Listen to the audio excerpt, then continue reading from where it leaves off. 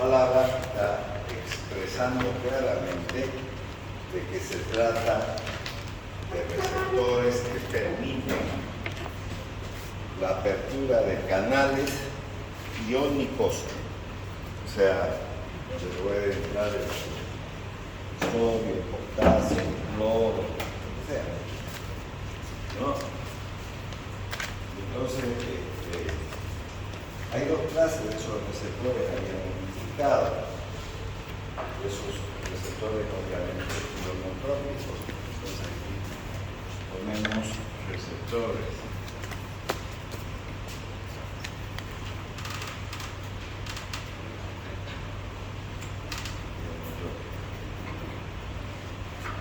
Ya viene esta palabra de ión y hemos dicho que hay por voltaje y por ligando,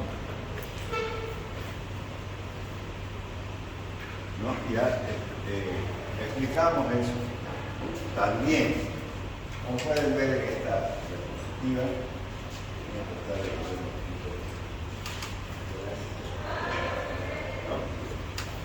ya ahí tienen entonces los receptores acoplados a canales iónicos. Entonces son estructuras proteicas. Ya dije que no existe esto, o sea, esto es la membrana circular. Esto de aquí no existe, esto son estructuras químicas. Si quieren ver en el microscopio, aunque sea electrónico, no hay. Entonces ustedes pueden ver aquí, cuando hicimos el ejemplo, habíamos puesto el nódulo sinusal o sinoauricular que genera un voltaje y eso va a permitir que estas subunidades que son cadenas proteicas aperturen ese canal para dejar entrar los iones generadas por este voltaje. Por eso dice canal iónico activado por voltaje. ¿Dónde se da eso? Sobre todo en el sistema nervioso, en el corazón. En cambio, el canal iónico activado por ligando quiere decir que hay una sustancia que va a permitir la apertura del canal y va a permitir el pasaje de los iones. Bueno, del que se trate, habíamos puesto creo que el ejemplo del canal de GABA A en la pasada clase. Entonces, por eso dice son estructuras proteicas. Estas son las estructuras proteicas. No hay este dibujo, es para que podamos entenderla. Y entonces cuando dice de transmembrana, está hablando que atraviesa la membrana desde el exterior hasta el interior. Ustedes pueden ver que estas estructuras proteicas son esas, formadas por subunidades. Cada una de estas cositas es una subunidad que va a atravesar la membrana citoplasmática, constituyendo un poro o canal iónico, el cual puede ser activado por voltaje, como está aquí. Esta es una onda, si ustedes quieren, eléctrica. Entonces permite la permeabilización de la membrana, porque esto le queda membrana celular, y entonces permite el ingreso de los iones, o en todo caso por ligando, o sea, una sustancia neurotransmisora que va a permitir el ingreso de esos elementos. Bueno, muy bien. Entonces, si eso lo tenemos claro, ya pasamos a esta diapositiva y vamos a encontrar entonces estos canales, estas son sus subunidades, ¿no? Como cerrado, inactivo o abierto, ¿no? Aquí tenemos un canal cerrado, esta compuerta está cerrada aquí, como pueden ver, y por mucho que vengan los iones no van a poder entrar hasta que alguien, ya sea el voltaje o una sustancia neurotransmisora, pueda aperturar. Entonces ustedes pueden ver que cada una de estas subunidades tiene un color. Por ejemplo, aquí tenemos celeste, tenemos fucsia, tenemos azul, blanco, etc. Y entonces son subunidades que están marcadas, ¿no?, por letras, alfa, beta, gamma y delta. Ya está. Entonces eso va a permitir, por ejemplo, en este canal, que es un canal de sodio, va a ingresar el sodio. Y en este otro canal tenemos la acetilcolina, que es la sigla de la acetilcolina. Entonces se van a unir a dos subunidades alfa, o sea, tiene que haber obligatoriamente dos moléculas que se unan al canal para que puedan aperturar, digamos, este canal y pueda ingresar el ion. Esto generalmente de la acetilcolina se da tanto en la musculatura esquelética también como en la lisa, pero sobre todo en la musculatura esquelética vamos a ver este tipo de canales. Entonces aquí también volvemos a mostrar estos canales iónicos son varios tipos. Por ejemplo, los receptores nicotínicos, donde el mayor exponente, sin lugar a dudas, es la acetilcolina. Tenemos los receptores GABA A, fíjense que aquí hay una A chiquita, porque existe este ácido gamma aminobutírico tipo B y tipo C. Entonces, al que se está haciendo en esta diapositiva referencia es al receptor GABA A, el ácido gamma aminobutírico tipo A. Entonces eso vamos a ver sobre todo en las benzodiazepinas en hipnoanalgésicos. También tenemos los receptores de glicina, donde normalmente tiene una actividad bloqueante, la estricnina. La glicina es un neurotransmisor del sistema nervioso central, pero sobre todo a nivel medular. Dentro de estos mismos canales acoplados al canal iónico, estos receptores, tenemos los 5-hidroxitriptaminérgicos, ¿no? Ustedes lo pueden ver, 5-hidroxitriptaminérgicos. También se denominan canales de serotonina. Entonces, estos canales que tienen como ligando a la serotonina o 5-hidroxitriptamina, vamos a estudiarlos ampliamente en fármacos que están relacionados con la depresión. Entonces también vamos a ver los receptores purinérgicos, que son los B2X. Estos receptores purinérgicos están sobre todo centrados en las metilxantinas, derivados purínicos que tienen como finalidad generar la broncodilatación. Aquí tenemos, por ejemplo, este tipo de receptor 5-hidroxitriptaminérgico que no solamente permite el pasaje de un ion, sino también del sodio-calcio, si ustedes pueden ver, sodio-calcio. Entonces, la 5-hidroxitriptamina o serotonina se une hasta sus unidades altas y aperturan el canal para que pueda entrar el ion, no solo el ion solito, sino dos iones, el sodio y el calcio. Son canales acoplados a sodio y calcio, como pueden observar ahí en la diapositiva, ¿no? Entonces, todo en farmacología funciona en base a los receptores. No hay nada. Entonces ahora vamos a ver el segundo grupo de fármacos. Son los fármacos asociados a proteína G, también llamados metabotrópicos. Aquí tienen receptores acoplados a proteína G.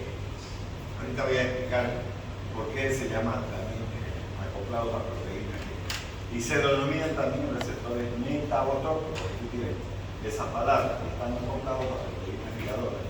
El nucleótido de guanina, la palabra guanina le da este símbolo de G, ¿no? Entonces, conocida como proteína G, están formados por 400 a 590 aminoácidos. Entonces, estas son las cadenas, son 7 en realidad, 1, 2, 3, 4, 5, 6, 7, y están conectadas a través de un grupo amino y terminan en un grupo carboxilo. Entonces comienza en un grupo amino y termina en un grupo carboxilo. Y entonces este grupo carboxilo que está aquí, como pueden observar ustedes, se une a la proteína G, la cual tiene, o sea, que es una proteína de guanosina, que está constituida por 3 subunidades, alfa, beta y gamma, como pueden observar ustedes. Entonces, cuando se realiza un proceso de fosforilización porque alguna sustancia se ha unido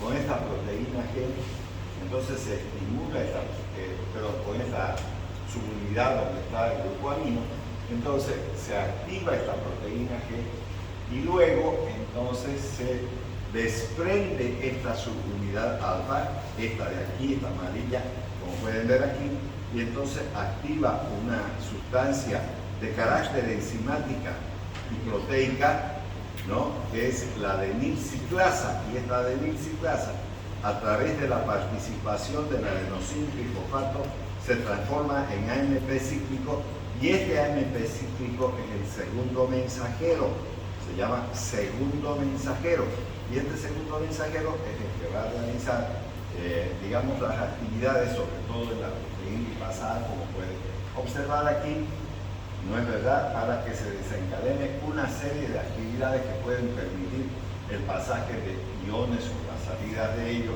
o también la activación a nivel del retículo endoplásmico liso dentro del citoplasma de la célula. Entonces es importante tener presente que ya no es un receptor pentamérico, ya no lo es. Este receptor, como ustedes pueden ver, está constituido por 7 miembros, y aquí están los números, 1, 2, 3, 4, 5, 6 y 7, como pueden observar ahí. Y esta es la proteína G. Entonces, esos son canales, entonces, metabotrópicos o receptores metabotrópicos, así se denominan. Entonces, dentro de esos receptores metabotrópicos, como pueden ver ustedes, hay varios tipos de proteína G. No solamente existe un solo tipo de proteína G. Entonces, también tenemos las proteínas GS, que son canales del tipo L. Estos son canales de calcio tipo L. ¿No es verdad? Porque hay varios tipos de canales de calcio también, 8 tipos de canales de calcio. Entonces, esta proteína GS es una G estimulante. Esta S significa estimulante, porque hay también inhibitorias. Esta es estimulante, entonces canales de calcio tipo L. Entonces, y también vamos a encontrar, ¿no?, canales de sodio. La proteína GI es una proteína G inhibitoria. Canales de potasio, vamos a encontrar los canales de calcio asociados a la fosfolipasa C, no es cualquier fosfolipasa, y la fosfolipasa A, como pueden observar aquí. Los receptores acoplados a proteína GQ también son estimulantes y lo hacen con una fosfolipasa C y una fosfolipasa A2. Fíjense, ya aquí solamente hay una fosfolipasa A, pero no con número. Esta de aquí sí tiene un número chiquito, como pueden observar, la fosfolipasa. Después tenemos la fosfolipasa OLF, inhibe los canales de potasio y los canales tipo N también.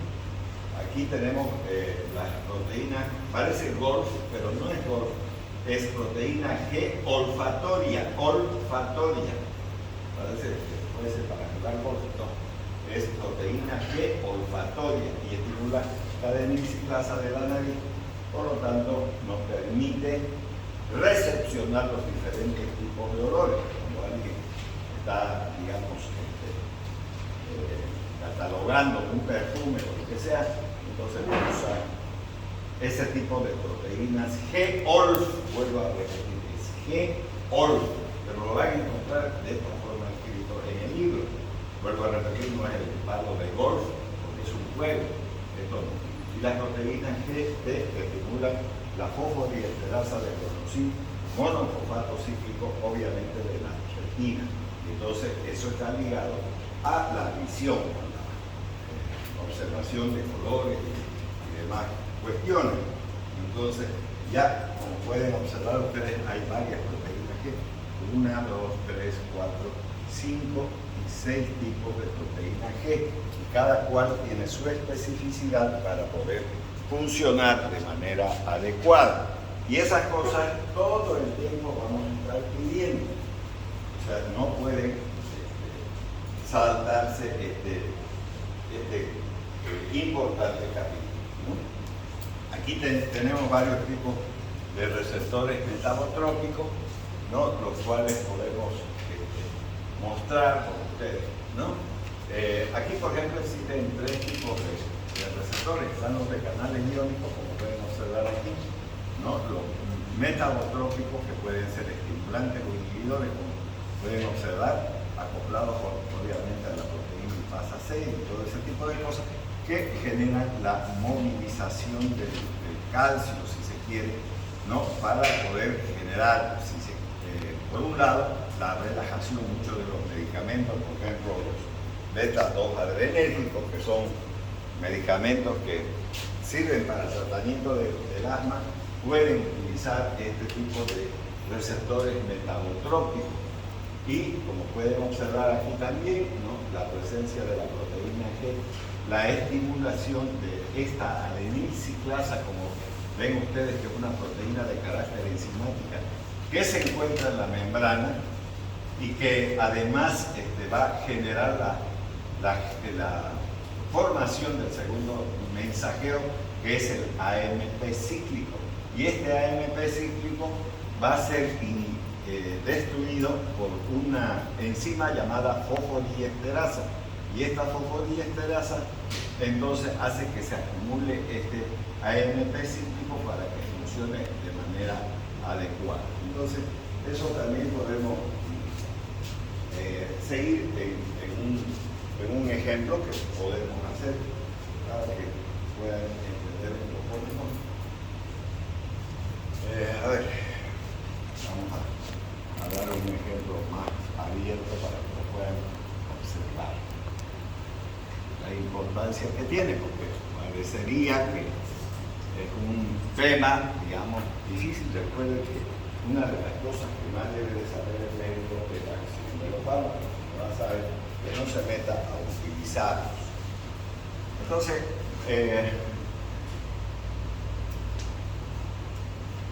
ya este es el grupo amino, y este grupo amino obviamente se va a unir a una subunidad de proteína de transmembrana. ¿Cómo se llama esta proteína de transmembrana? Porque atraviesa toda la membrana que estoy aquí, que yo estoy haciendo aquí. Es una membrana celular, vamos a suponer así. Ya está. Entonces aquí va a haber un elemento que va a ligar a la segunda proteína. Recuerden que estas son 1, 2, 3, 4, 5, 6 y 7. Entonces, ¿cuál es la diferencia entre los dos diferentes receptores que estamos observando el día de hoy? Entonces, fíjense cómo van las ligaduras de estas cadenas proteicas. Vuelvo a repetir, esto es 1, esto es 2, 3, 4, 5, 6 y 7. 7 subunidades de transmembrana. Los receptores ionotrópicos solamente son pentaméricos. Si yo dibujo desde arriba, aquí está el polo, y entonces hago subunidades, aquí hay 1, aquí hay 2, aquí hay 3, aquí hay 4, y tenemos, digamos, la número 5. Entonces, la diferencia de los canales iónicos, que estos canales iónicos están solo constituidos por subunidades que son 5, son pentaméricas. En cambio, estos tienen 7 subunidades de transmembrana, son así. Y no son estos dibujos, vuelvo a repetir, esto nos facilita el aprendizaje simplemente. Entonces, estas 7 subunidades, como pueden observar ustedes aquí, van a comenzar con un grupo amino y van a terminar con un grupo carboxilo, así. Ya, entonces eso es el receptor metabotrópico, de los cuales ya hemos visto 6 subtipos de ellos. Ahora, la adrenalina, por ejemplo,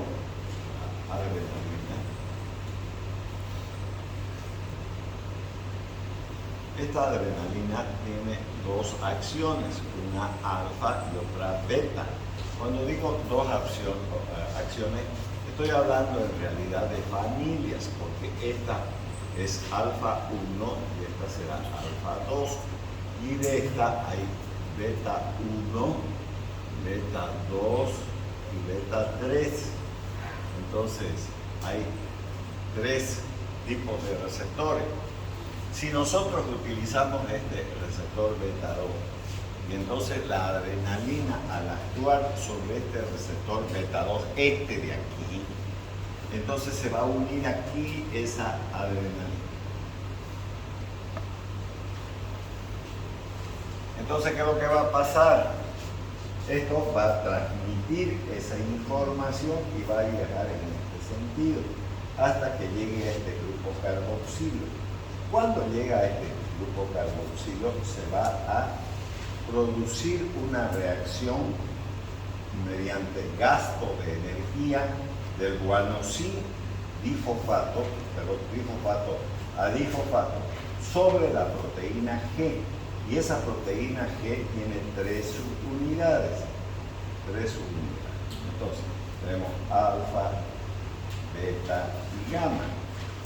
Una vez que la adrenalina ha informado a través de este receptor metabotrópico, estimula esta proteína G.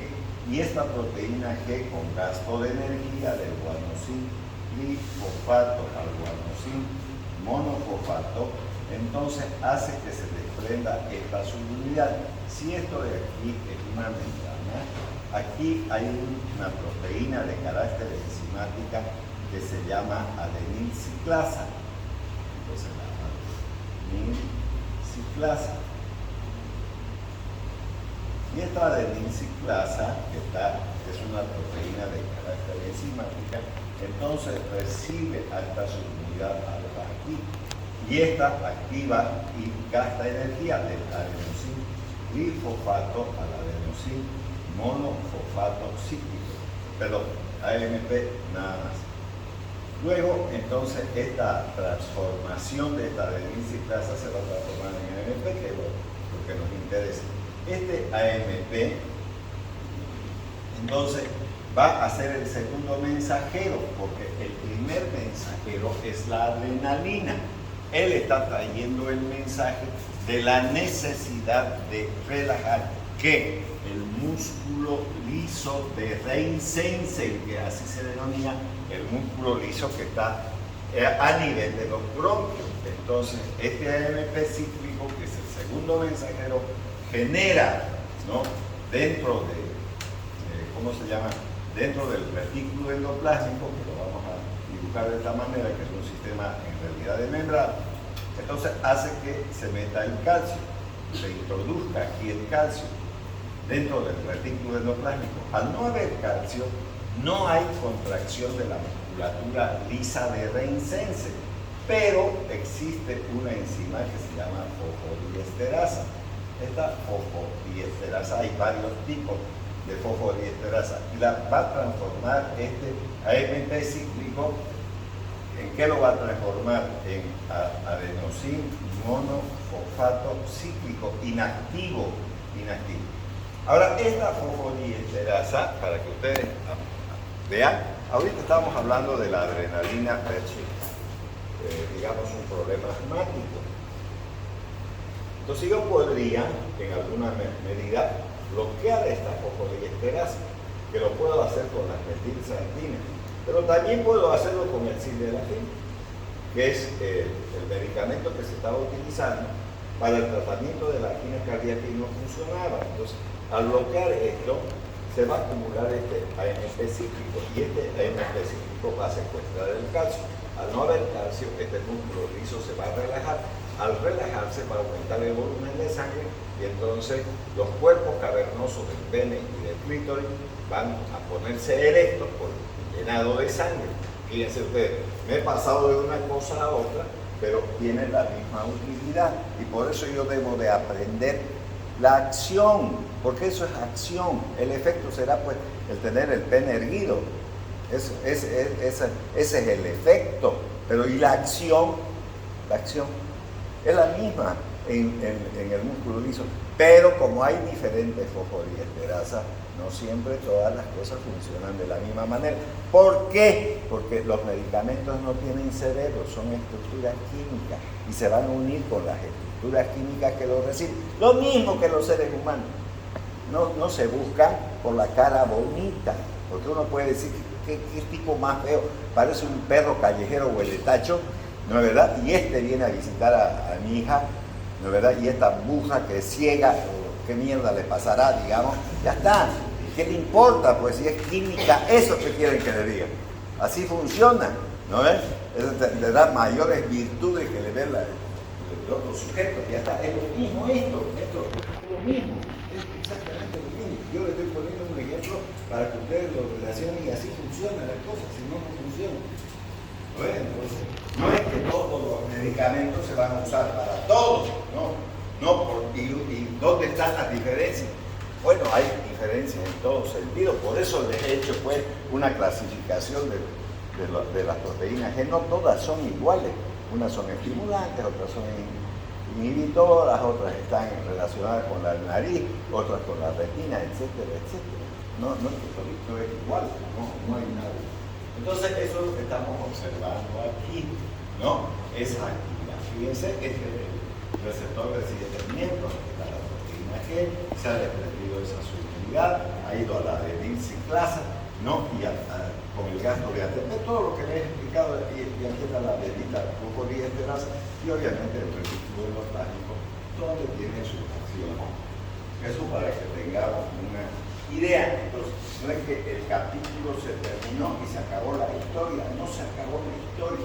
Cada medicamento que veamos va a tener que virar en relación a esto, no queda de otra. Ya, entonces, aquí ustedes pueden ver, entonces ya estos son receptores de carácter enzimático ya también. Fíjense que son estos receptores monotrópicos, o sea, tienen una sola unidad, esta es la unidad, ¿no? Donde va a tener un lugar donde va a recibir al ligando y se va a estimular, pero también es de transmembrana. Y fíjense cómo se llaman receptores catalíticos enzimáticos, receptores, ¿no?, de activación enzimática. Uno de los más importantes, pero no el único, que se puede llegar a explicar, digamos, es el receptor de la insulina, porque la insulina en realidad que tenemos aquí, digamos, en este ejemplo, podríamos decir que podríamos utilizarlo, usa dos de estos, no uno solo. Entonces, como son monómeros, entonces el uno está separado del otro. Cuando viene la insulina y se va a situar aquí, entonces aparecen dos componentes importantes que hay que ver. Esta de aquí es una subunidad, que es la subunidad alfa, y esta es la beta. Esta de beta, si ustedes ven, es de transmembrana. ¿Por qué es de transmembrana? Porque se encuentra en la superficie externa de la célula y en la superficie interna de la célula. Sin embargo, la unidad alfa no es así. Es una subunidad que está acoplada por puentes disulfuros con esta subunidad beta, pero es extracelular. Y entonces, cuando va a venir la insulina, entonces se sitúa en esta subunidad alfa. Y esta subunidad alfa estimula esta subunidad beta, que es de transmembrana, y produce una fosforilización. Eso también se lo voy a mostrar enseguida. Voy a buscar una diapositiva donde sea mucho más elocuente para que podamos observar eso también. Entonces, cuando llega a ocurrir eso, se desencadena una serie de elementos donde va a permitir el ingreso de la glucosa. Pero no solamente eso, sino también se va a generar por otra vía la síntesis de proteínas. Entonces son, digamos, receptores catalíticos de carácter enzimático que tienen otra estructura totalmente diferente a los de los canales iónicos de los metabotróficos que tenemos aquí presentes. A ver, vamos a tratar de ubicar. No sé si tengo aquí. Bueno, aquí también, ¿no ven? Eso para ir mirando cómo está estructurado. Entonces, fíjense, tiene una subunidad extracelular que siempre tiene este grupo amino, este de aquí. Ahí tiene. El otro, el metabotrópico, también tiene ese grupo amino y también los de los canales iónicos. Sin embargo, aquí está el grupo carboxilo que estaría dentro de la célula. Es un grupo amino donde va a irse ligando. Esta es la membrana celular, por eso dice región de transmembrana, la región extracelular y la intracelular de tirosinoquinasa. Entonces, esta tirosinoquinasa es una enzima que va a fosforilarse, va a atrapar fósforo. Y al atrapar fósforo, entonces va a desencadenar una serie de actividades. En el caso de la insulina hace dos cosas. Por un lado, produce el ingreso de la glucosa y por el otro, la síntesis de los transportadores de glucosa. Entonces, aquí tenemos el gasto de energía que se necesita para que se genere esa fosforización y los, digamos, como bien, los sustratos proteicos. Pero voy a explicarles en otra, a ver, no sé si tengo en esta o en otra aquí. Ya, eso para que esto está bien. Bueno, miremos entonces en esta diapositiva ya. Más me ahorra tiempo. Ya, ustedes pueden ver esto de aquí es una célula hepática. Esto de aquí es una célula hepática. Entonces nosotros podemos observar, aquí dice insulina. La insulina es este punto verde que ustedes observan ahí. ¿Qué es esto de aquí? Es el receptor de carácter enzimático que tiene dos unidades alfa, estas dos chiquitas de aquí.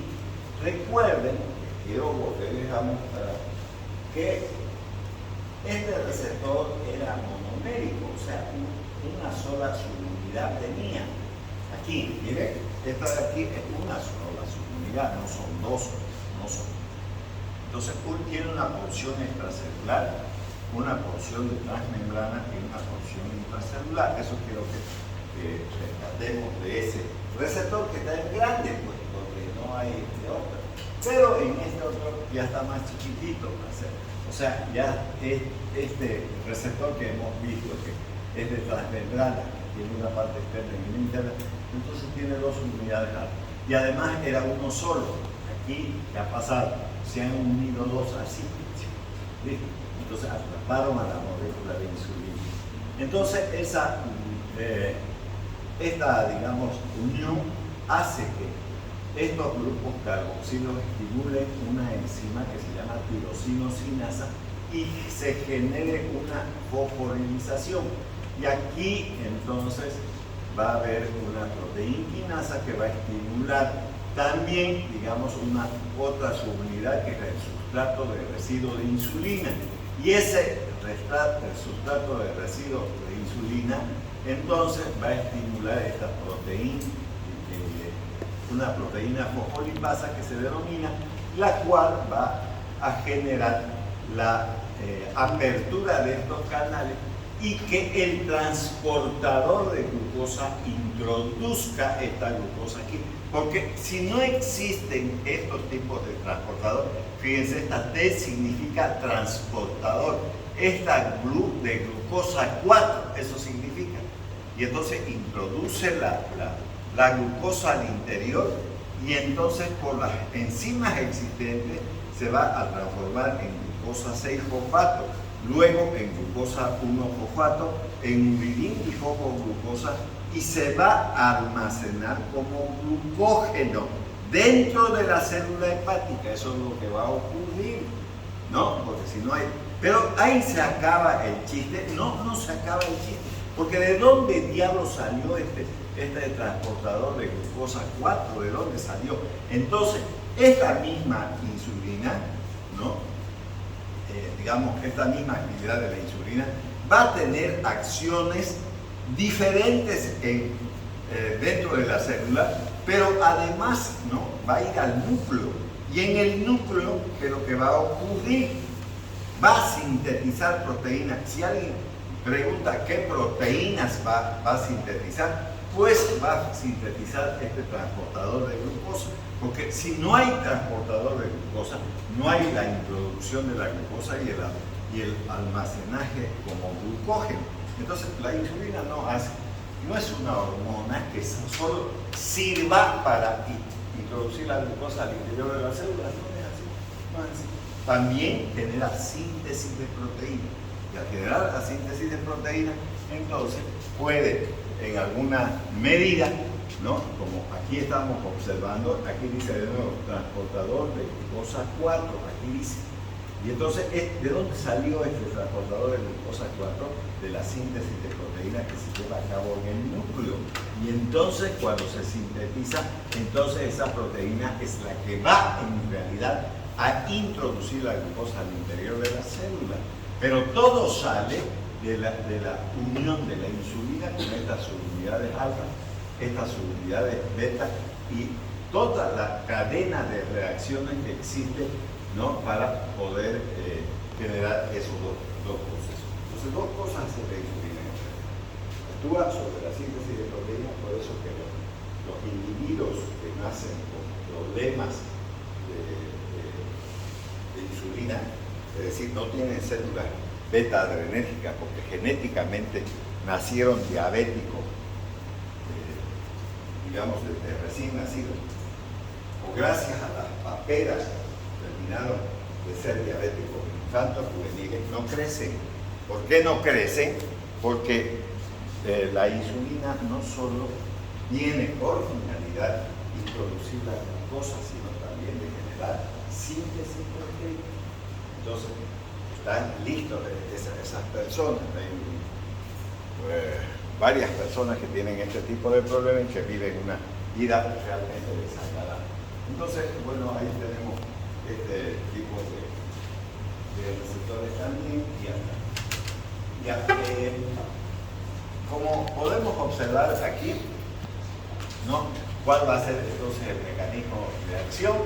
Entonces ya lo hemos explicado, ¿no? Para que nosotros no tengamos ningún inconveniente como se realizan los procesos de fosforilización. Fíjense, esta P significa fosforilización, ¿no? El gasto de adenosín trifosfato, ¿no? La generación, digamos, de una cadena, vamos a decir así, de factores que tienen que ver con la transcripción genética, como pueden ver aquí, ¿no? Aquí dicen factores de transcripción genética para generar los transportadores de glucosa y no necesariamente estos receptores tienen que ver con el pasaje simplemente de la glucosa. Eso es fácil de expresar. Y finalmente tenemos este tipo de receptores con el cual vamos a concluir la parte de los receptores, porque vuelvo a repetir, en cada capítulo vamos a estar viendo. Bueno, aquí tenemos los receptores que regulan la transcripción del ADN. Receptores nucleares se denominan, pero estos receptores nucleares, al igual que los otros receptores, fíjense, parecen una regla nada más. Y si ustedes pueden observar, comienza con un grupo amino y un grupo carboxilo. Entonces pueden observar de nuevo, ¿no? Se parece a una regla. Esto está a colores y esto no está a colores. Pero vamos a convenir que son letras del abecedario. Por ejemplo, ustedes tienen esta porción, es la AB, como pueden ver. Esta de aquí es la C, esta es la D, la E y la F, ¿no? Entonces, todas estas letras constituyen este receptor que ustedes están observando a colores. Entonces, estos son proteínas que se localizan en el núcleo de la célula y actúan como moduladores del proceso de transcripción del ADN, ya moduladores del proceso de transcripción. A ver, voy a dar un ejemplo también en la pizarra para que podamos entender un poquito más acerca de esto, para que ustedes puedan ver. Voy a poner con un ejemplo con los mineralocorticoides, mejor dicho, los glucocorticoides, igual puede servir. Bueno, eso vamos a hacer ahora. Ahora mismo. Ocurre que los mineralocorticoides o mineralocorticoides Esta es la aldosterona. Entonces, eso tiene una acción no sobre cualquier parte del riñón, sino que recuerden ustedes que hay una unidad funcional. Cuando hablo de unidad funcional, estoy hablando de la fisiología, no de otra cosa, ¿no? Porque la fisiología estudia la función del organismo humano normal. Entonces, esa unidad funcional denominada neuronal tiene dos partes importantes. Una que es el glomérulo, donde se lleva a cabo una de las funciones de la nefrona, ¿no? Y los túbulos renales, donde se llevan otras dos funciones. Entonces, el riñón, entonces tiene una unidad funcional que es la nefrona. Ya, esto es lo importante para nosotros. Y esta nefrona tiene dos partes, un ovillo capilar que es el glomérulo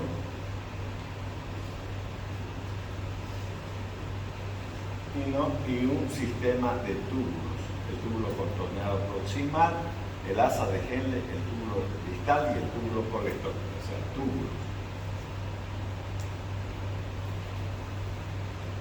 Esto de aquí tiene como función solo la filtración. Es una de las funciones del riñón, la filtración. Y en cambio los túbulos llevan a cabo dos funciones, la secreción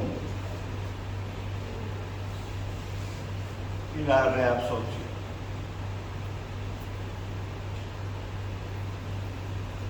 Si alguien no está de acuerdo conmigo, ya me corrige o me dice. Ya.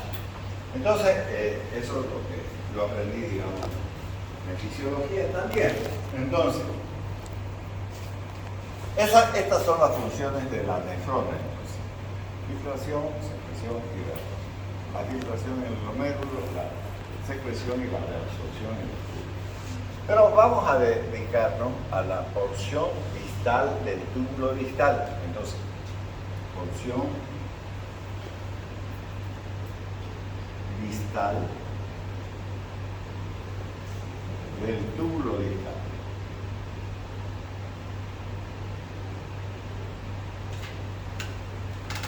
Bueno, entonces tenemos una porción y el túbulo colector.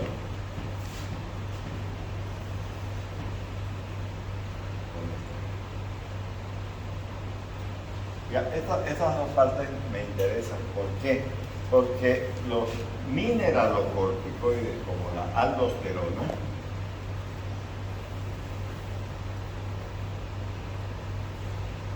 tienen sus actividades en estas porciones, la porción distal del túbulo distal. No estoy hablando de todo el túbulo distal, estoy hablando de la porción distal del túbulo distal donde se va a unir con el túbulo colector. Entonces, cuando llego ahí, entonces me saco una célula. Vuelvo a repetir, esta célula que es una célula de la nefrona. Entonces, tiene una luz. Tiene una membrana basal. Bien, entonces esto, al igual que cualquier célula, tiene un núcleo.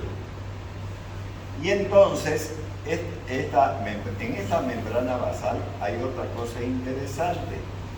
Esta membrana basal tiene un receptor aquí. Hay un receptor. Y entonces ahí va a venir la aldosterona.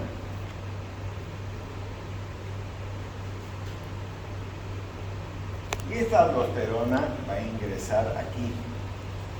Y entonces va a unirse a una proteína HSP. Esta proteína de choque calórico 90, así se llama. ¿Qué es esta proteína de choque calórico 90? Es una chaperona. ¿Qué es una chaperona? Bueno, yo les voy a explicar. Antes, en la antigüedad, las damas no iban a ninguna fiesta solas, no como hacen ahora. Ahora, ni casi permiso piden, digamos. ¿no? Que tienen que ir a una fiesta, se largan y listo. No, antes no se podía eso.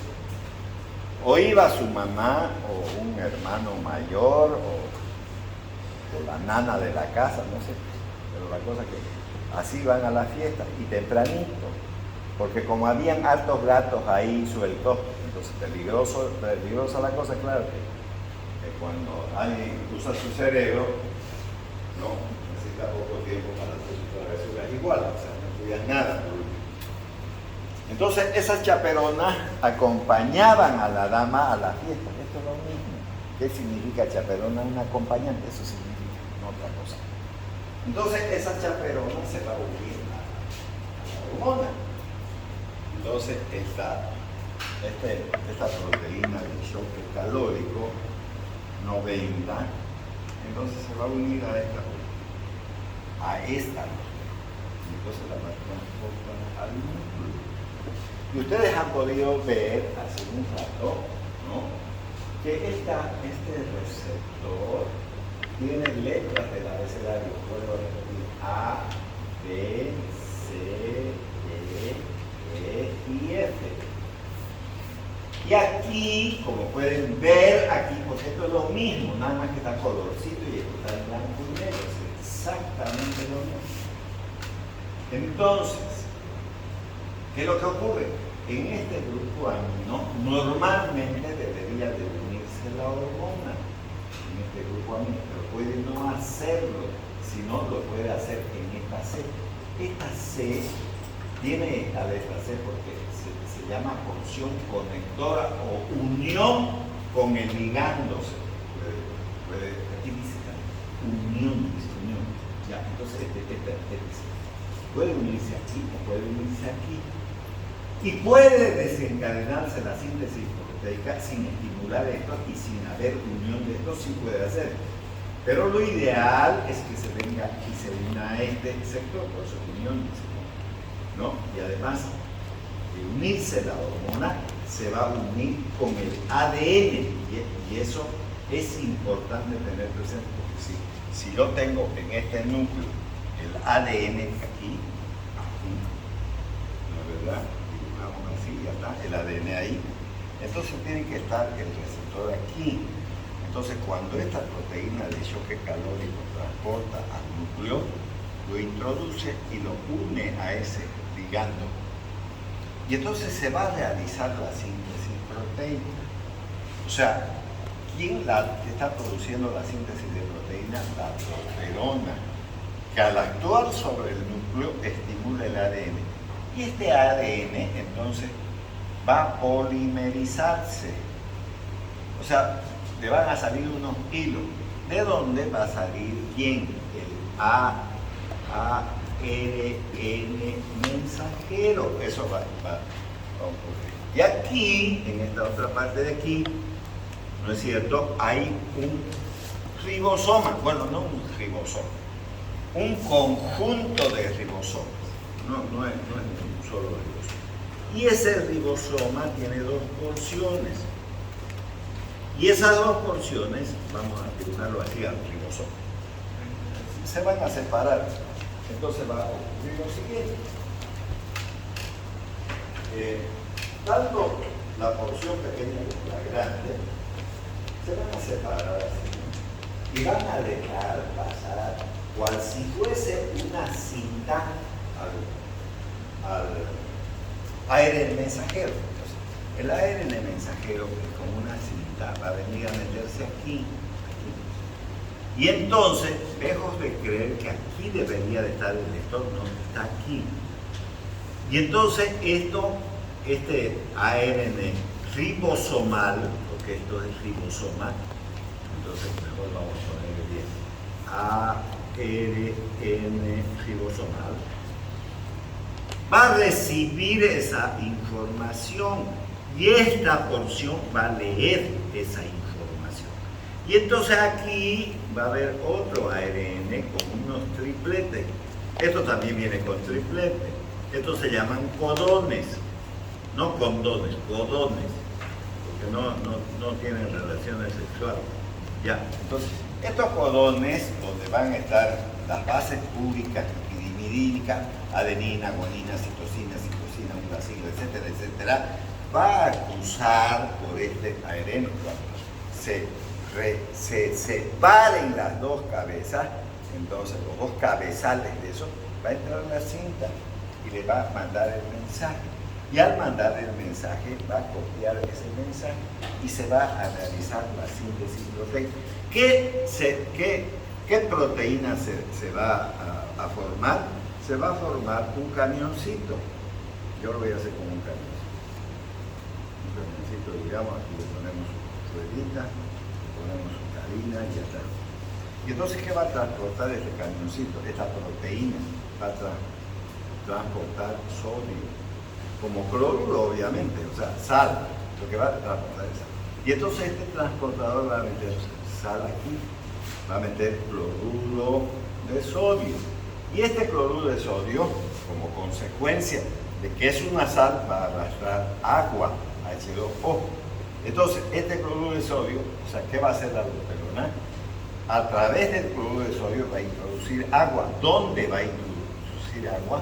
En el sistema circulatorio. Y al aumentar el volumen de sal, va a aumentar el volumen de agua y entonces va a elevar la presión arterial. Eso va a hacer. Ahora, si no entiendo esa maldita cosa, ¿cómo voy a ponerme a hablar de inhibidores de la aldosterona que funcionen como diuréticos? ¿Cómo lo voy a hacer? Tengo que volver a esta cosa. ¿Por qué quieren que haga? ¿No es verdad? ¿Por qué? Porque ahorita no estoy aprendiendo la medicina que me dice el sujeto de la calle. A mí qué mierda me importa lo que me diga ese sujeto, ¿no? Y lo más bello del mundo es vestirse como palomillo, así uno entra a la farmacia y escucha tanta huevada que hablan juntas, ¿no? Porque como no creen que uno es nada, ¿no? Mejor que ni sepan, ¿no? No como ustedes, pues a ustedes les gusta vestirse como doctores, ¿no? Andan con sus buzos ahí, ¿no? Aparece una emergencia y mierda, desaparecen como churupis en asamblea de pollo porque no saben qué mierda van a hacer, digamos, ¿no ven? ¿No? Porque para hacer eso, para vestirse así, hay que saber lo que hacen. Los brasileños son los que más andan, ¿no? Disfrazados de doctores, ¿no? Y además ese traje de mierda no sé para qué lo usan, porque eso significa esterilización, limpieza, no cochinera, no para ir a cualquier lugar. Hasta un irrespeto tiene, ¿no? Pero para sentirse doctores, claro, es así, ¿no es? No, mejor es tener aquí en la cabeza, porque si no, como uno resuelve los problemas. ¿No? Yo, por ejemplo, no deseo que nadie sepa que soy doctor, así que mejor así nomás, tranquilo, vivo en paz mi vida y me estoy metiendo en problemas de la cara, ¿no? Entonces, como ustedes pueden ver, entonces ustedes, vuelvo a repetir, ven aquí otra vez el receptor que va con letras, vuelvo a repetir, A, B, C, D, E y F, ¿no? Aquí tenemos el grupo amino y aquí tenemos el grupo carboxilo. Ya eso quiero que tengamos en cuenta todo eso, ¿no? Entonces la A y la B, como ven ustedes, se llama activación transcripcional. Hace un momento dije que la hormona se iba a unir aquí o también aquí. Y aquí que dice activación transcripcional. O sea, ¿quién va a enviar el mensaje? La hormona. Entonces se puede unir aquí y entonces sí se va a generar eso después translocación nuclear, según estamos hablando de esto. ¿Por qué se llama translocación? Porque este lugar, que es la unión con el núcleo, entonces va a transportar esa información y esto va a funcionar como una bisagra nada más. Recuerden que las puertas, las ventanas tienen bisagra, entonces eso funciona simplemente como un elemento que permite un movimiento nada más y ya está, ¿no?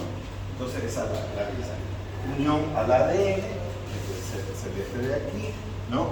Unión, fíjense, a la proteína de choque calórico 90, ¿no? Ahí está, de nuevo, ya eso he puesto ahí, ¿no? Unión de coactivadores y unión de compresores, etcétera, etcétera, así funciona, por ejemplo, en los receptores de estrógeno. Yo no he explicado los receptores de estrógeno, pero todo lo que se refiere a hormonas funcionan con los receptores nucleares. Por eso tarda todo en andar. No es que de la noche a la mañana se desaparezcan las cosas y aparezcan, no es así. En el sistema hormonal no es así. Siempre se tarda el día. En cambio, cuando son activados los canales iónicos es inmediato. Por ejemplo, el corazón está sístole, diástole, todo el día, todo el santo día. Las hormonas no. Las hormonas, si alguien, porque tiene un ovario poliquístico, le saca los ovarios, no va a cambiar en horas, se va a masculinizar, va a tardar varios días porque tiene una reserva hormonal. Pero después de 2 o 3, de 48, 72 horas, recién va a actuar. Igual si alguien se hace poner hormonas porque las necesita, no va a actuar al ratito, porque ese sistema hormonal necesita esta transcripción genética. Y los procesos de transcripción genética tardan de 72, 48, 72 horas. No son rápidos, ¿no? Entonces aquí, de nuevo, también tenemos todo eso, ¿verdad? Miren ustedes. Entonces viene la hormona, ingresa, se une a una proteína de choque calórico, lo lleva al núcleo, se genera la transcripción genética a nivel nuclear. Ustedes pueden ver, aquí está el ADN, si ustedes quieren, ¿no? Y entonces va a salir el ARN mensajero. ¿Dónde se va a ir? A los ribosomas, aquí dice ribosoma. Entonces, al ribosoma para generar la síntesis de proteínas que necesita la hormona para hacer. O sea, todo lo que es escrito aquí está aquí, ¿no? Entonces, de nuevo, aquí tiene la hormona, se unen estas proteínas, hay 2 unidades que pueden ser homólogas, ¿no? ¿Verdad? Entra al núcleo, en el núcleo llega ya esta unión, como ustedes pueden ver, al ADN, y el ADN genera una polimerización y aparece el ARN mensajero, lleva a los ribosomas, se realiza la síntesis proteica y ya está. Eso es lo que va a ocurrir en línea general con ese tipo de receptores denominados receptores nucleares. Entonces ahora vamos a ver la acción combinada de las drogas. El problema de nosotros los médicos es la tremenda inseguridad para todos. Y muchos de nosotros creemos ser sabios. Lo mejor no es hacer eso. No es, a ver, hay un dicho antiguo que dice, ante todo no hagas daño. Si no sabes, no uses. ¿Ya? Pero es que soy doctor y van a decir que no sé. No, si no se trata de eso. Para todo hay tiempo en la vida, menos para volver a la muerte. Entonces, yo creo que una de las cosas más fáciles es hacer una receta, porque pese a que ya más o menos la segunda semana o tercera semana de abril, no sé bien, todavía vamos a comenzar la actividad práctica, porque hay gente que dice si hay grupo, no hay grupo, habrá grupo, pero tengo que sacar el listado de la gente que se ha inscrito y no quiero que haya más inscripciones. Sé también que hasta el 12 de abril no se queda publicado las inscripciones. Entonces yo no puedo estar, el doctor me agrega, y me tienen cansado con eso y mandan números que ni siquiera son. Solo tienen 8 números los celulares y algunos mandan hasta 10 y no sé para qué. Se hace la burla, etc. Bueno, la cuestión que me aburre es, entonces voy a esperar un poco más el tiempo hasta que saque el listado, y entonces en ese listado le voy a hacer anotar sus números del teléfono para incorporarlos al grupo y podamos, digamos, relacionar. Y a veces me pongo a pensar, ni siquiera sé para qué creo grupos, porque si alguien tiene algún problema, al privado me tiene que llamar. Y odio eso. ¿Verdad? ¿Para qué entonces el grupo? ¿Para qué el grupo? No lo termino de poner. Y no protejo. Morirse ahí, no. Cosas privadas, aquel no es grupo de nietos, ¿no? No era para nada. Bueno, pero es interesante tener el grupo, digamos, bueno, que estoy refiriendo a esto que es importante. La primera actividad practical se llama receta. Y la receta no es cualquier elemento, no es un papel donde yo transcribo medicamentos, no es eso. Si alguien cree que eso está totalmente equivocado, que eso hagan en los hospitales es por la pobreza que tiene este país, pero en realidad no deberían de hacer eso. Debería tener un brete, debería tener el sello con la matrícula del médico, todo eso debería de tener la receta. Si alguien pregunta por qué es un documento legal, es un documento legal. Y cuando digo legal, está metido en la ley. Y si alguien incumple la ley, puede ser procesado. ¿Cuál es el problema? Que no sea procesado. Usted está incumpliendo la ley, lo pueden meter. Bueno, en este país ocurre de todo poco, nunca ocurre eso por jerarcas que manejan el país, pero con la gente común y silvestre, un ratito lo mete preso igual, ¿no? Entonces bueno. Y entonces en esa receta vamos a aprender qué es lo que dice en realidad la Organización Mundial de la Salud con respecto a los medicamentos consignados en la receta. Salvo algunas excepciones, las recetas pueden tener 2, 3, 4, 5, 6 medicamentos. Puede. Si alguien me dice, por ejemplo, ¿en qué caso? En la cirugía. Porque en la cirugía puede pedir antibióticos, puede pedir jeringa, puede pedir suero, puede una serie de elementos que hacen que una receta sea amplia, grande. Puede. Pero ¿qué es lo normal cuando yo estoy atendiendo en una consulta? No usar más de un solo medicamento. Obviamente estoy hablando de la persona que tiene una sola patología y podría utilizar un medicamento. Pero puede usar 2, claro, puede usar 3 también. Recuerden que la misma tuberculosis nos dice que debemos usar incluso 4 medicamentos. Solamente 3, 4 medicamentos, lo mismo va a ocurrir con la lepra y muchas otras patologías, ¿no? Entonces, ya, pero en la medida que nosotros usemos un solo medicamento es mucho mejor, está más preciso, menos problemas en todo sentido, porque solo quiero que recuerden esto. Sé que los medicamentos, una vitamina A no es lo mismo que la C ni que la B, y de la B todavía hay B1, B2, B3, B4 y todas las vitaminas que ustedes puedan ver. No son iguales. Pero ¿qué tienen en común? Que son sustancias químicas y usted le está introduciendo eso a ese organismo. Entonces, si mezclan un montón de medicamentos, pueden haber serios problemas. Pero ¿cuáles son los más serios problemas? Esta acción combinada de las drogas, porque al final de cuentas, yo en una receta, si estoy usando 2 o 3 medicamentos, estoy combinando los medicamentos, pero no estoy combinándolos en uno solo, sino que al introducirse en el organismo se van a mezclar en el organismo. Entonces van a provocar varios efectos, algunos que podrían resolverle el problema al enfermo y otros podrían hasta empeorarlo, incluso podrían sumarse sus efectos, ¿no? Si yo le doy a una persona paracetamol, podría estarle dando para evitar el dolor, por un lado, y baje la temperatura. Pero si a su vez le doy Novalgina, le estoy dando exactamente un producto similar, ¿no es cierto?, para resolver el mismo problema. ¿Para qué? Voy a combinar para que gaste más dinero. ¿Por qué no le doy Novalgina de una vez y pico? Y se acaba mi problema, digamos.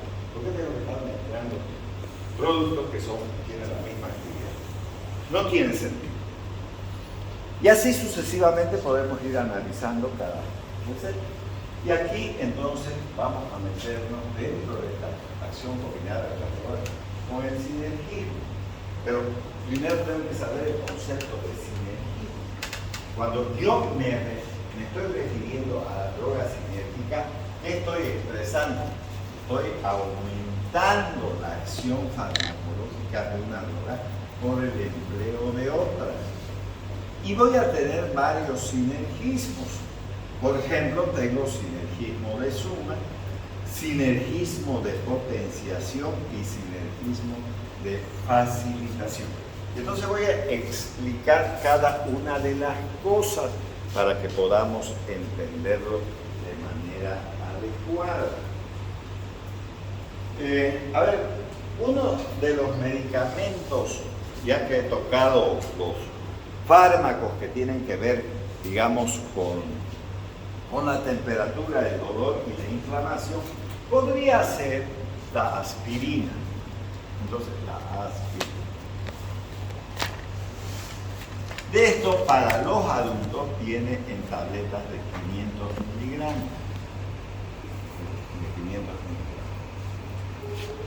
¿Qué es lo que produce este medicamento en el organismo humano de manera general? No, de manera ya muy detallada. ¿Ya? Entonces, disminuye la fiebre. ¿Hace eso la aspirina? Sí. Entonces, al disminuir la fiebre, es un fármaco antipirético, ¿no? La pirosis es fuego caliente. Bueno, eso. Entonces disminuye la fiebre. Número 2, ¿no? Disminuye el dolor. Entonces, ¿qué es? Es un analgésico. Poderoso, no. Para dolores leves a moderados. Ya, el dolor. Disminuye la inflamación.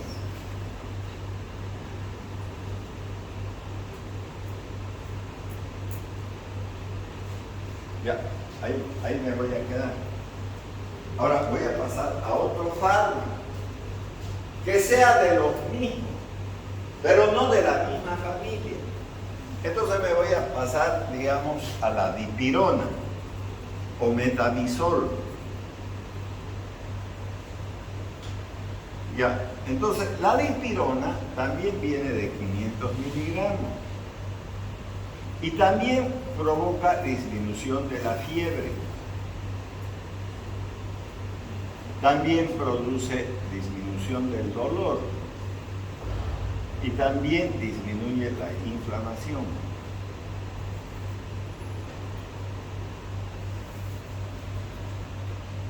¿Qué tengo en común? Todo. Si ustedes ven todo, no hay nada que sea diferente. Entonces yo no puedo unir esto con esto porque ¿para qué? No tiene ningún sentido. Pero ¿cuál sería una de las razones por que yo podría utilizar mezclado esto?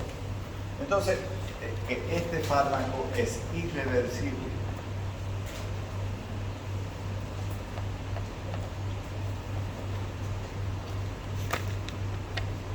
Pues no quiero que tengan una acción irreversible. Y este otro es reversible.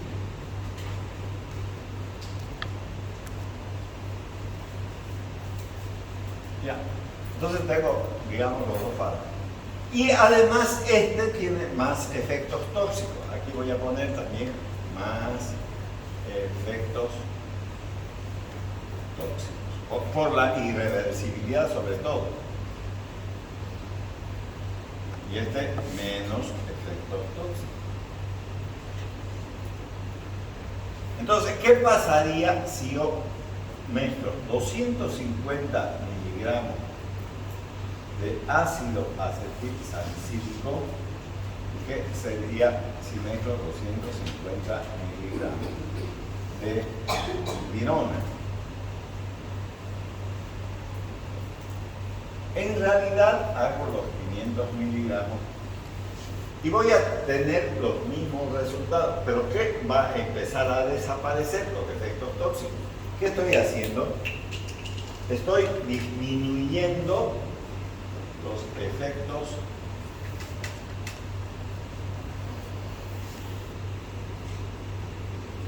con un mismo resultado. Entonces, desde ese punto de vista, que estoy haciendo un sinergismo de suma.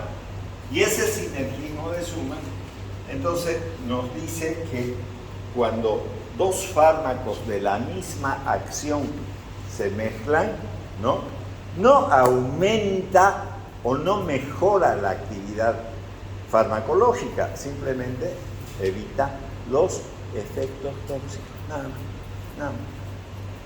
Pero ¿qué estoy haciendo?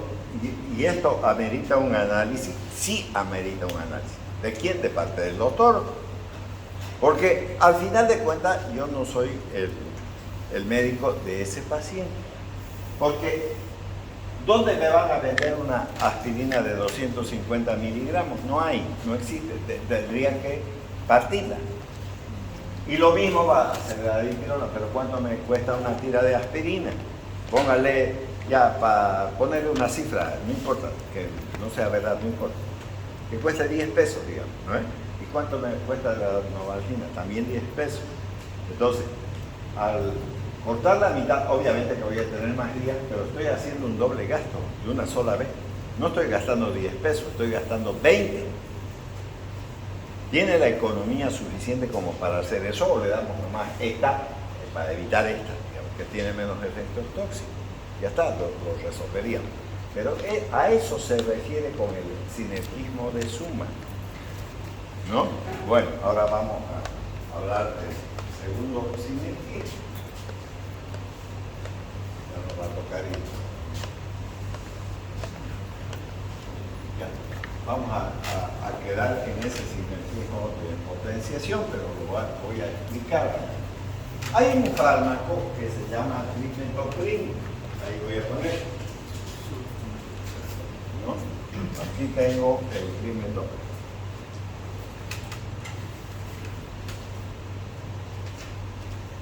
Aunque esto no es cierto, pero lo voy a decir de manera general para avanzar. Este trimethoprim tiene una actividad antibacteriana, sobre todo en gérmenes gram positivos. No es que no tenga en gram negativo, sí lo tiene, pero tiene muy poca actividad. Lo más importante sobre los gram negativos. Y el sulfametoxazol.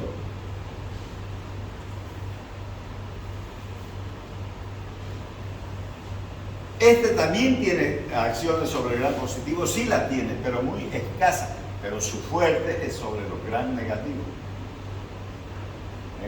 Ya. Si uno estos dos, entonces tengo un fármaco de amplio espectro.